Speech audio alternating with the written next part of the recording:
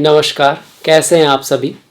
अगर आपको कुछ करना है ना, कुछ बहुत बड़ा, कुछ बहुत अच्छा करना है और आपके माइंड में वो विचार आ रहा है, तो अभी करिए, आज ही करिए, कल पे मत टालिए, क्योंकि कल कभी नहीं आता। किसी का नहीं आया तो आपका कैसे आ सकता है।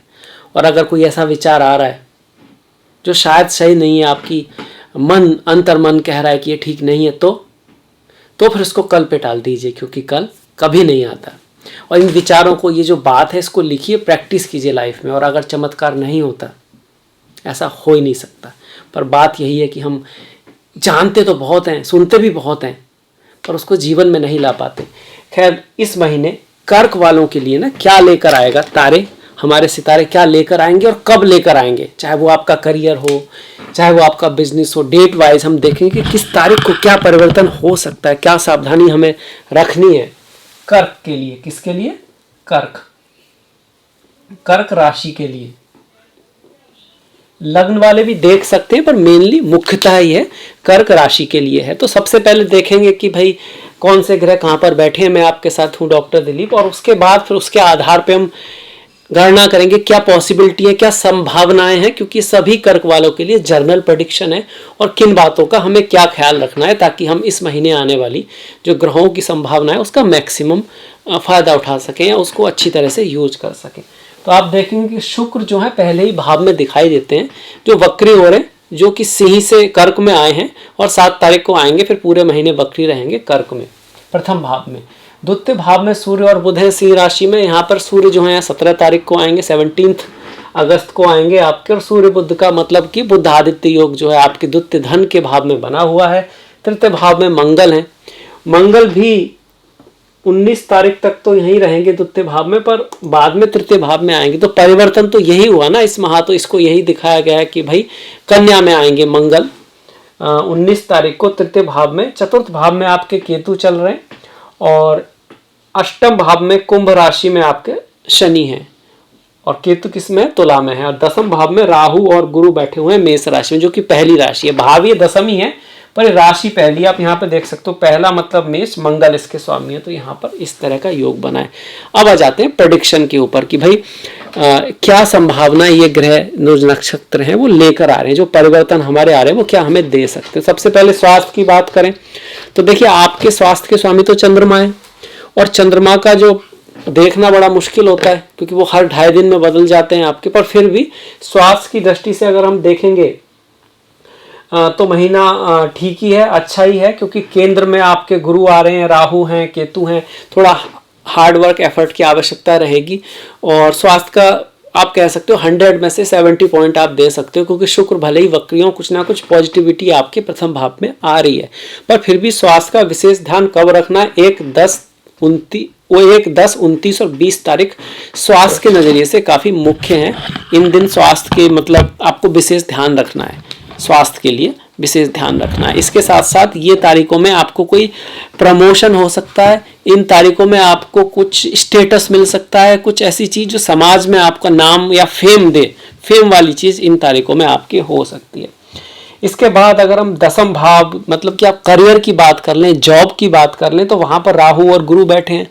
कहते हैं कि भैया राहु जिसके 10 में, दुनिया उसके बस में, पर गुरु भी वहां आ गए, तो गुरु चांडाल योग बन गया है।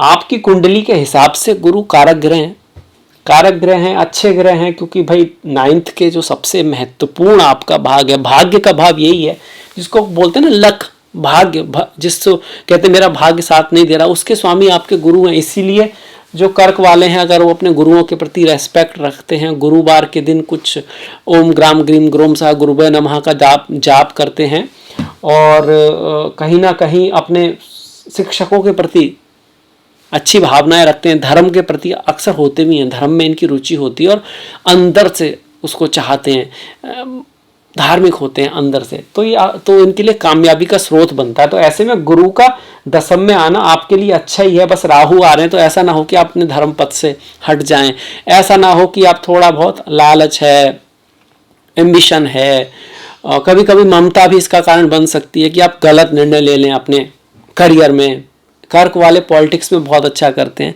टीचिंग में बहुत अच्छा करते हैं ये लोग कर्क वाले। इमोशनल होटल का बिजनेस होता है, खाने का बिजनेस, कपड़ों के बिजनेस में बहुत बढ़िया करते हैं कर्क वाले। और राहु गुरु का जो सहयोग है, डरने की बिल्कुल बात नहीं है, बस आपको अपने धर्म पर, अपने सही रास्ते पर चलना है, अपने से बड़ों की रेस्पेक्ट रखनी है। और दूसरी तरफ की घास हरी लगती है, इस चक्कर में कभी भी सडन निर्णय नहीं लेना है करियर के मामले में, तो आपकी बातें ठीक रहेंगी। करियर के ऑफिस में वहाँ पर ना कुछ पॉलिटिक्स यहाँ पर रह सकती है और कुछ मिस इन्फॉर्मेशन आपके पास पहुँचाई जा सकती है, तो वहाँ आपको थोड़ा सावधान रहना इस महीने बनता है। साथ में गुरुवार के दिन मंदिर वगैरह में अगर कोई सेवा करते हैं तो आपके लिए बहुत बढ़िया रहेगा। दसम के राहु भी यहाँ पर ये भी दिखा रहे हैं कि अगर आपने बुद्धिमानी से काम लिया, अगर आपने दूरदृष्टि से काम लिया, छोटी मोटी बात पे आप क्योंकि बहुत इमोशनल होते हैं, आपने रिएक्ट नहीं किया और रेस्पॉन्स किया, तो फिर आपको करियर में सफलता भी मिल सकती है और कोई प्रमोशन आदि भी आपका हो सकता है। जैसे कि मैंने पहले बताया 1, 10, 20 और 29 तारीख है, इसके साथ साथ 4, 13 और 23 तारीख भी इस चीज़ को दिखा रही है। ठीक है, अब इसके बाद बिजनेस पे आ जाते हैं। भाई बिजनेस कैसा होगा, देखिए जो लोग बिजनेस कर रहे हैं उनको एक आइडिया होगा, जैसे ये साल शुरू हुई है कुछ ना कुछ ट्रांसफॉर्मेशन आ रहा है, बदलाव आ रहा है, अच्छाई या बुराई के लिए चीज़ें चेंज हो रही हैं, क्योंकि सप्तम भाव का स्वामी ना चेंज में आ गया है। अष्टम भाव चेंज का होता है, जो धीरे धीरे स्लो ना चेंज आने वाला है आपकी लाइफ में। अगले 2.5 साल में आपका जो बिजनेस है उसको दिशा दूसरी मिलने वाली है, डिपेंडिंग अपॉन जन्म कुंडली। पर हाँ, बदलाव आएगा, एक पॉजिटिव बदलाव हो सकता है, नेगेटिव बदलाव भी हो सकता है, डिपेंडिंग अपॉन आपकी कुंडली, पर एक ट्रांसफॉर्मेशन आने वाला है। और कोई भी ट्रांसफॉर्मेशन पॉजिटिव हो उसके लिए बहुत ज़रूरी है कि आप पॉजिटिव रहें, प्रेजेंस ऑफ माइंड बहुत ज़रूरी है। चीज़ों को आप अवलोकन करें, भागें दौड़े नहीं, धीरे से थम के एक तरह से चीज़ों को देखें, प्रयास करते रहें और काफ़ी अवेयर होकर चीज़ों को करें। अष्टम में जब शनि आते हैं तो बदलाव आता है लाइफ में, वो बदलाव कई बार ज़रूरी भी होता है, पॉजिटिव भी होता है, कई बार वो थोड़ा नेगेटिव भी हो सकता है कि अगर हम उसका विरोध कर रहे हैं, अगर हम समझना ही नहीं चाहते कि चीज़ें बदल रही हैं और हमको बदलना ही नहीं है। जैसे कि नोकिया के साथ हुआ कि भाई स्मार्टफोन आ गए पर नोकिया अपना पुराना ही फ़ोन बनाने में लगा हुआ है, मेहनत बहुत कर रहा है। कोडाक के साथ हुआ कि कैमरे दूसरी तरह के आ गए पर वो अपने उसी कैमरे को बना, मतलब हमने तो इसी में हिट हुए हैं तो इसी में ही होंगे। एक परिवर्तन की आवश्यकता है जीवन में, वो आपको लाना चाहिए, कुछ ना कुछ नया, और समाज के हिसाब से आप बदलोगे तब तो फिर ये महीना आपको कहीं ना कहीं लॉन्ग टर्म में आपको पॉजिटिविटी की तरफ ले जाएगा। अदरवाइज पार्टनरशिप है, बिजनेस है, वहाँ पर कुछ चेंजेस आएंगे और चेंजेस शायद आपको उतने पसंद ना आए, इसकी पॉसिबिलिटी यहाँ पर बनती है। शादी विवाह में भी यही दिखा रहा है, मैरिज की लाइफ में भी यही दिखा रहा है। स्वास्थ्य के लिए भी हल्का सा ध्यान रखना है, क्योंकि अष्टम का स्वामी अष्टम में आयु तो बढ़ाता है पर कुछ ऐसी डिजीज जो लंबी चलती हैं, जैसे घुटनों का दर्द हो गया आपका, है ना, स्किन की कोई प्रॉब्लम होगी आपकी, और बोन की कोई प्रॉब्लम होगी, अगर आप पहले से चल रही हैं तो उसमें आपको थोड़ा ध्यान रखना है। वो चीज़ें, वाणी को मधुर रखने की आवश्यकता भी काफ़ी रहने वाली है, क्योंकि जो शनि है ना ये वाणी के भाव को देख रहे हैं, और वाणी के भाव में 17 तारीख के बाद सूर्य भी आ रहे हैं, तो खासकर कि 18, 17, 18, 28 तारीख के दिन आप कुछ ऐसा बोल सकते हैं, ऐसा कुछ कह सकते हैं, किससे छोटा मोटा झगड़ा होने का चांसेस यहाँ पर बन रहा है। अब जॉब बिजनेस की बात कर ली, शादी की बात कर ली, अब प्रेम की बात कर लेते हैं, एजुकेशन की बात कर लेते हैं, विद्या की बात कर लेते हैं। तो प्रेम और एजुकेशन के लिए तो पंचम भाव ही महत्वपूर्ण है।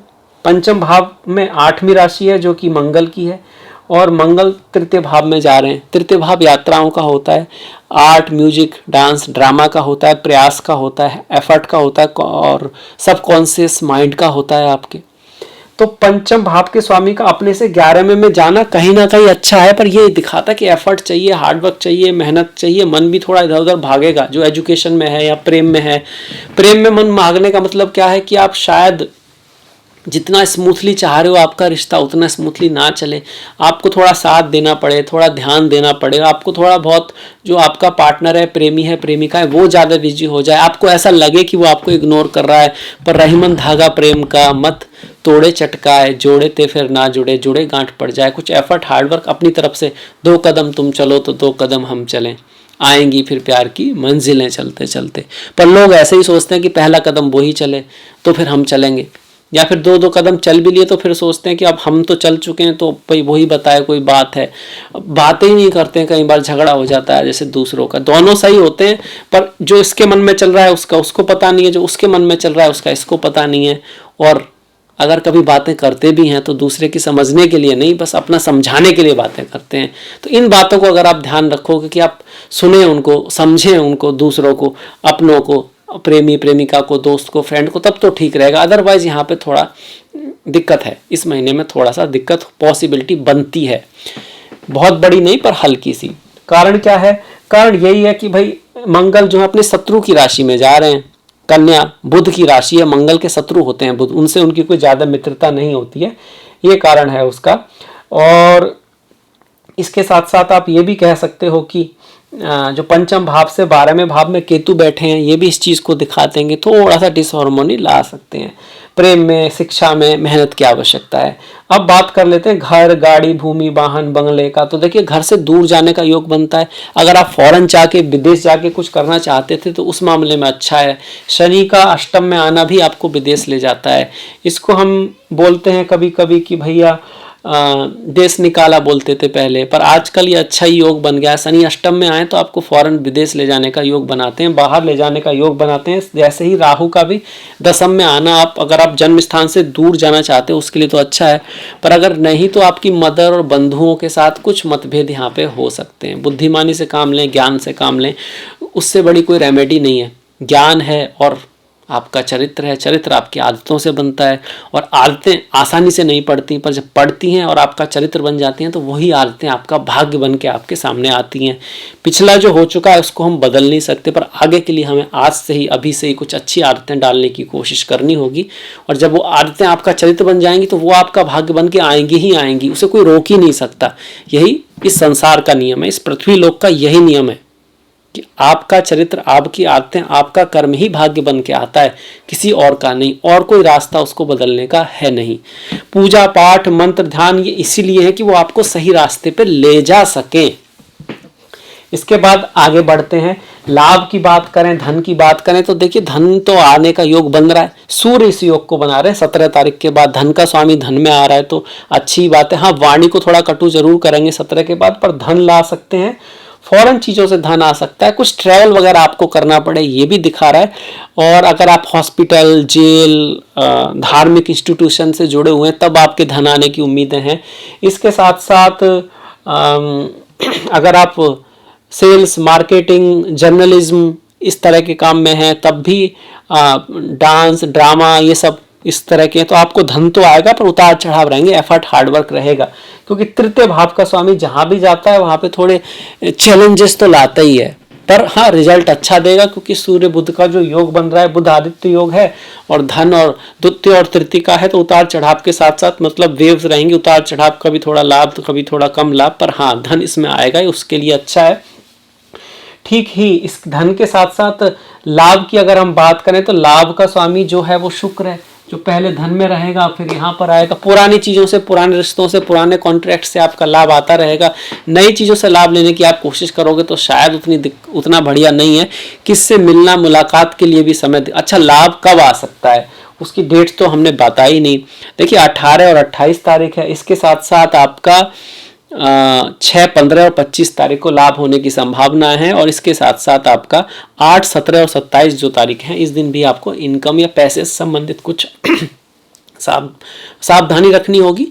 कुछ इवेंट्स हो सकते हैं, लाभ की संभावनाएं ज़्यादा है। रिश्ते में किससे मुलाकात का योग, प्रेमी प्रेमिका के फ्रेंडशिप होने का योग भी इस दिन बनता है। किसी बड़े का सपोर्ट, खास करके लेडी का सपोर्ट आपको मिल सकता है। माता का सपोर्ट भी इन तारीखों को आपको मिल सकता है। 8, 17 और 27 इस तरह के योग हमारे इस महीने बने हुए हैं।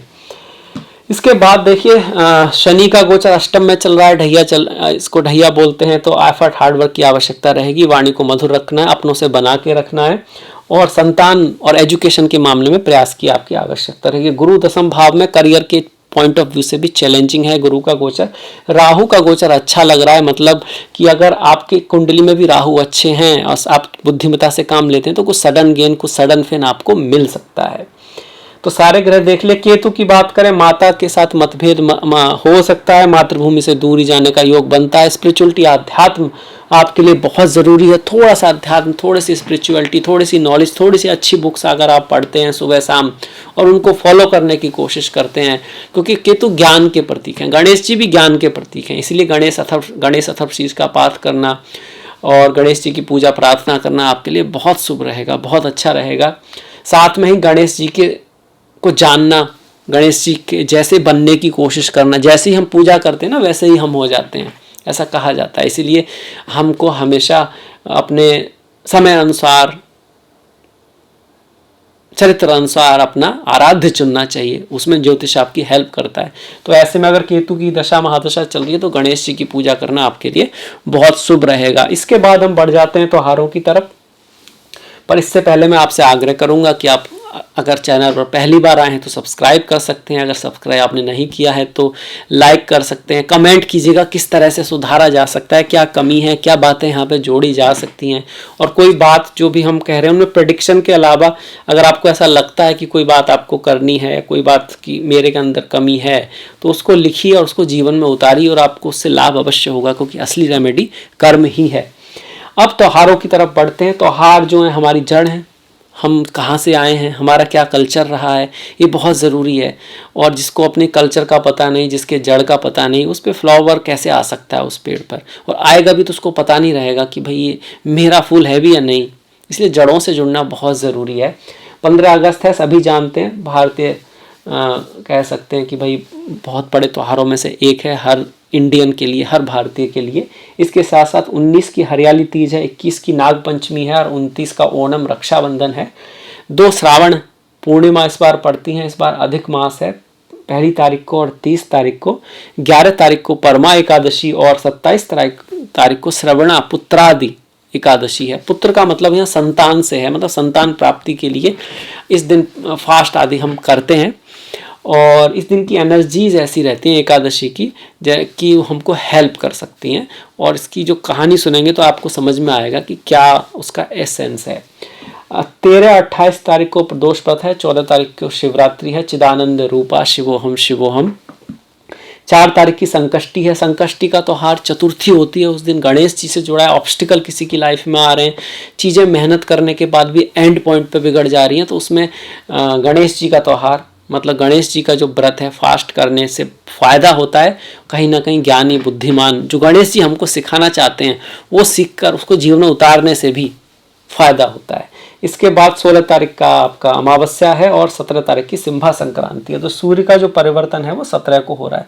17 से पहले सूर्य आपके प्रथम भाव में रहने वाले हैं। ये कहते हैं कि व्यक्ति अपने धन के लिए बहुत प्रयास करेगा, अपने परिश्रम से, अपनी मेहनत से धन कमाने की कोशिश करेगा, पर फैमिली का कुछ इंटरफेयर आपकी लाइफ में रह सकता है 17 तारीख तक। आपको थोड़ा सा प्रेम से काम लेना है, बुद्धिमानी से काम लेना है, ईगो से दूर रहने की कोशिश करनी है।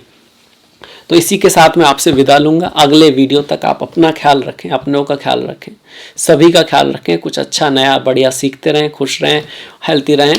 और नेक्स्ट वीडियो तक नमस्कार, थैंक यू, धन्यवाद।